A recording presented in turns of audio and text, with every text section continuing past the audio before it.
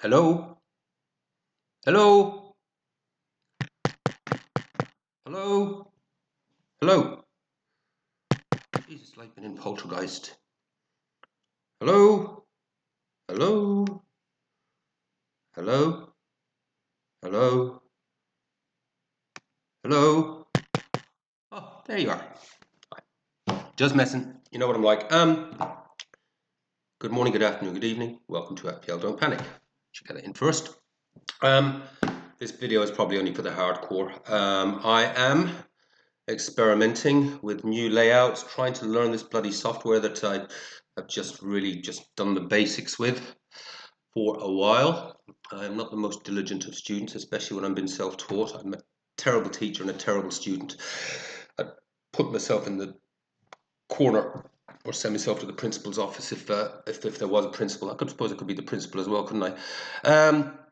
Where am I going with this? Yeah, so this is, I'm not sure if this is going to be a long video or a short video, but I have been having a play. Hadn't really intended doing a video this week, so this one is experimental. I'm just want to see how this comes out, how it looks. I will deliver a bit of content. It won't be a lot.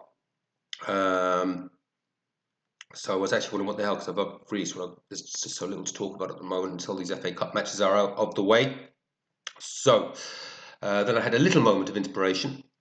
What I can do is just a little short video on. And where do I start with this? Yeah, let's start back in Ireland. Oh, sorry, by the way, if anyone's wondering why the black and white TV set up in the corner with the static that is how I remember watching my first ever game of football back in 1968, sat in my dearly departed dad's knee, and I would have been about 2 years old. Do the math. Scary. I don't know how this has happened. 1968, a certain match at Wembley. My first memory of football, watching some amazing players, my dad getting excited, me getting excited along with him. And as I said, that was when I had my first injection of football, and it has stayed with me, and the love of football has stayed with me ever since. So it's quite good fun, actually, doing a little webcast on football and enjoying the game of FPL, which I've only relatively recently taken up myself. Anyway, that was a little preamble. Yeah, my moment of inspiration. I didn't know what the hell I was going to talk about. I just wanted something to talk about, and then it just suddenly occurred to me probably the most frequently asked question that I do get from my subscribers, particularly if they're new subscribers. And it reminded me of a joke by a famous Irish comedian, also sadly passed, this fella. By the name of Brendan Grace. So I'm going to tell you this joke, and it will all make sense. Now, this joke, you've got to remember, this is a long time ago. I'd have been about 9 when I first heard this joke. I pissed myself laughing. Not very PC, to be honest with you. But maybe we can treat this as a historical documentary as opposed to me telling the joke.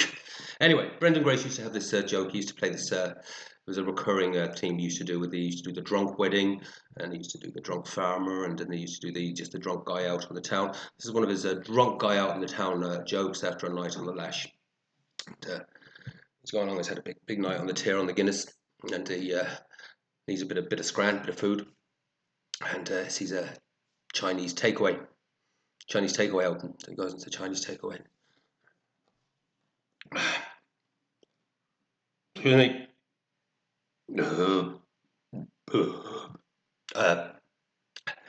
It's a chicken curry and chips, please. Fuck you! Fuck you! Wait, fuck! What? Fuck you! Fuck you! You jump queue! Fuck you! Get in queue! Oh, right. He gets in the queue. He gets to the counter, and the person serving does. What do you want? I have a chicken curry and chips, please. Sorry, we have no chips. We're out of chips. Oh, right.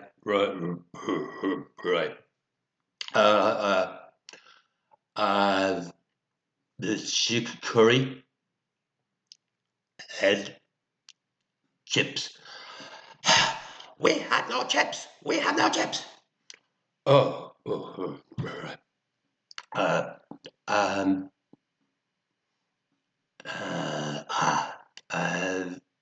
Chicken curry and chips. Mister, what the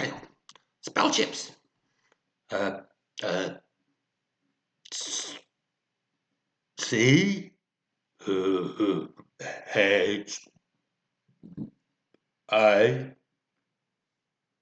P F.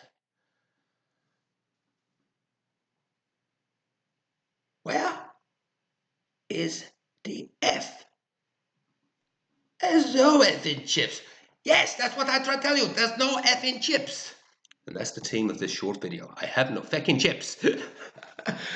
Anyway, sorry, you guys are used to me. The hardcore amongst you are used to me at this stage. This shite will come as no surprise to you. Anyway, thank you very much, Mr. Brendan Grace, for your under the spotlight.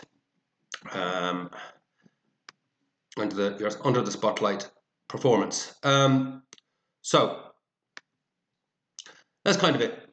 So yeah, it is the oft asked questions. I have no chips, so we've obviously got games coming up. Oh, I do actually get a chance to live vicariously through my and actually play some chips, because my young protege Jason, who is I met when I came back from Ireland last time round.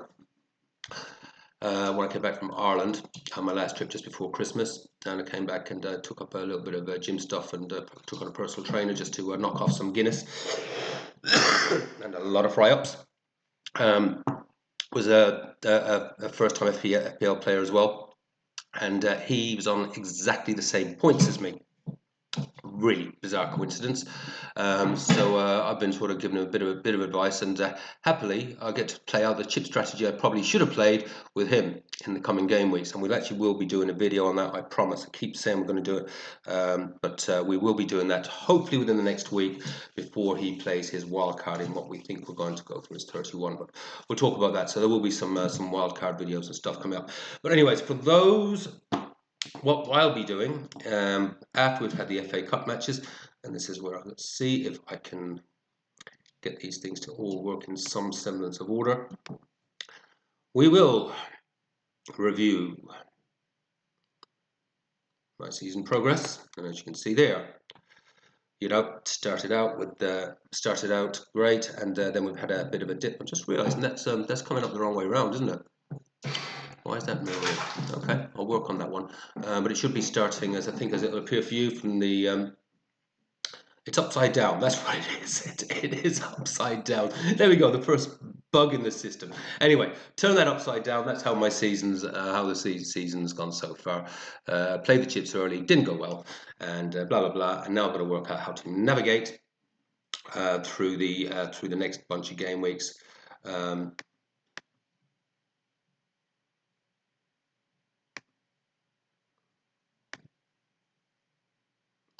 And work my way through the especially around the doubles and the blanks, and I do have a plan. That plan is actually starting to look good. Will I get away with it?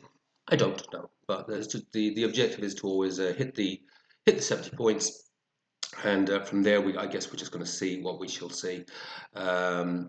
But I've got a reasonably decent plan now, and I'll show my team as it stands at the moment. There's been some reasonably promising news overnight on the little panic video I had the other day with the injuries that all came in overnight, where I suddenly had another three players that looked like they were going to be out. But that's actually looking a little bit more promising.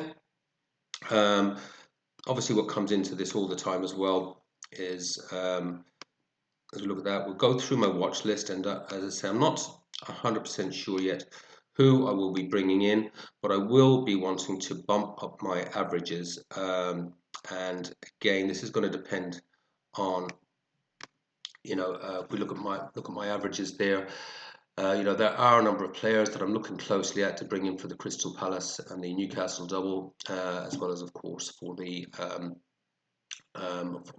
big double, or potential big double that it looks like it will be in 33, and then also needing to manage through that blank in 34, but setting myself up well for the rest of the season, and that's where I'll start to take a look at form. I'd like to get post 34 a few transfers up my sleeve, because what we're going to find is we're going to be moving into that beach football season. We'll be moving into beach football, You know, and one of the things I'll be looking at closely there is home and away form, and it's quite interesting when we look at it. I mean, my game week 2014, as it stands at the moment,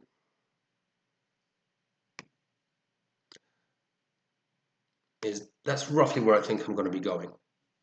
And that's obviously, as you can see, there's a couple of players yellow flag there.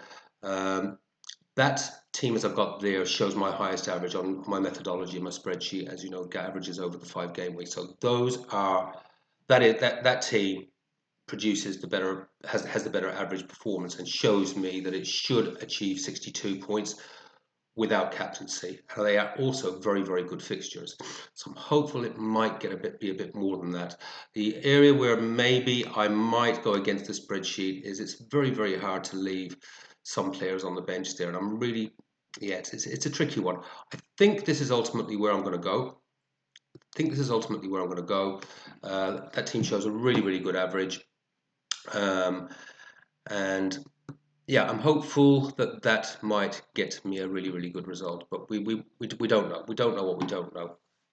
And say the big one for me will be, do I roll? If you know, I'm very, very tempted. Obviously, there's some players. I've got a couple of transfers. I could get in Isaac, and the Crystal Palace lad up front that banged his head. Good God, my brain's gone. I can't remember his name now. Mateta. Sorry. I could easily bring in Mateta, and it's awfully tempting. I just think there may be more power for me just to take the chance and roll this week, because it'll be a lot easier for me to manipulate things with the 3 transfers, and I'll also have a bit more information at that point, because we will know at that point. We obviously will know after this game week 30 who's through to the FA Cup, who's going to win the FA Cup, and who's likely to be doubling in 33. But we don't know for sure, and I think I might even roll next week in 31, so that we actually have some definitives before I start bringing in the Matetas, the Isaacs, etc. Who's doubling, who's doubling, etc., etc.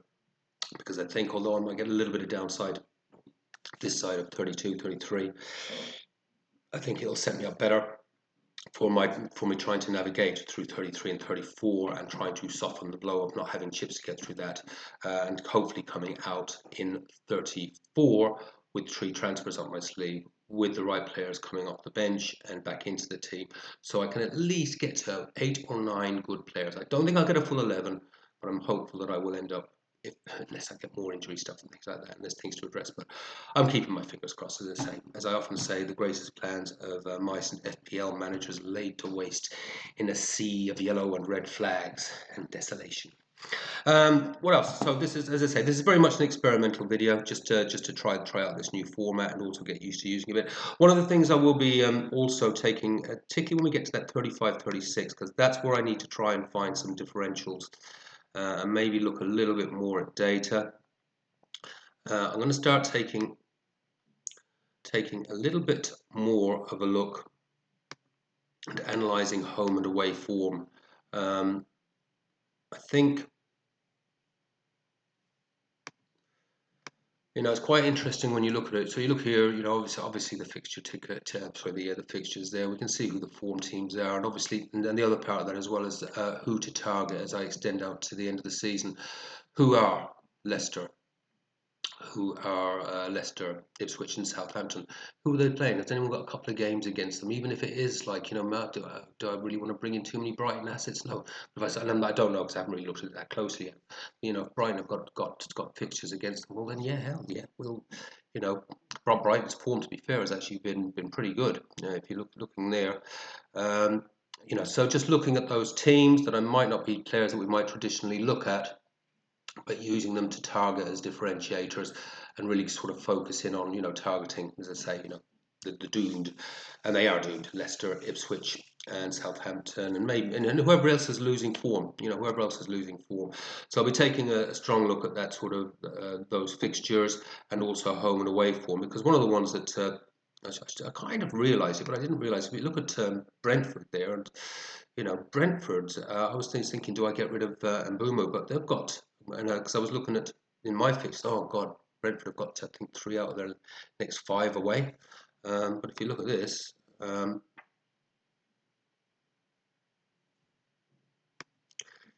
is that really something I should be worried about? In fact, it could work out really well, especially if people are shifting Mbeumo out, because his form's been a little bit scratchy. But Brentford are in really, really good form away from home, and there's clean sheets in there as well. So just, yeah, going to go. I don't like to do a paralysis by analysis, but I think it may be my only way if I am to have any chance at hitting that top 100k. I'm only about 12, 13 points outside of it at the moment by some miracle. You know, I've survived. They're having quite a few free hitters and wild carders. And indeed, the triple captainers in those double game weeks a few weeks back. And I've kind of survived them and managed to actually get reasonable rank rise. But they're going to be coming in hot and heavy now. Hot and heavy. I think I can get through some aspects of it, but I will be dropping. There's no question about it. The question is, can I then survive, not drop back too much, you know, maybe 150, might end up to 350, 400k. If I can stay in that region, there'll still be, if I can get a wet sail going and some good differentials on the back end of the season, who knows? I might pull off a miracle bigger than the miracle at Knock. Look that one up.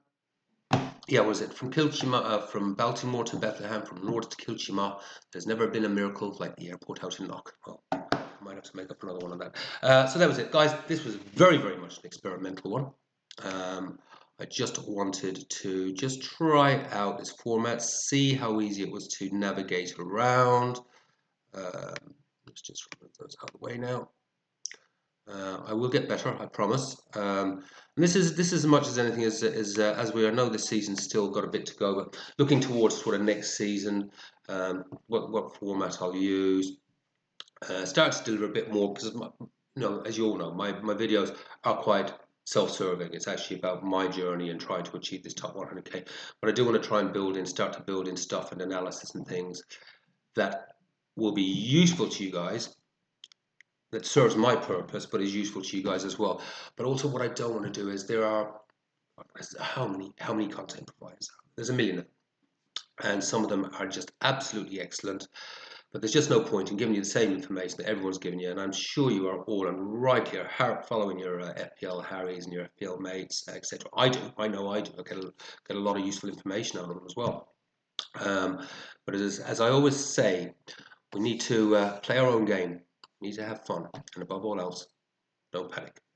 Thank you if you've actually bore with me through this. Let me know, the regulars, what you did think of this. Does it work? I will get better at it. I'll get smoother. I'll get these clips and things and graphs and charts coming in smoother. But just trying to make it look a little bit more user friendly. Sorry, a little bit more viewer friendly. Take care, guys. Have fun. Take care.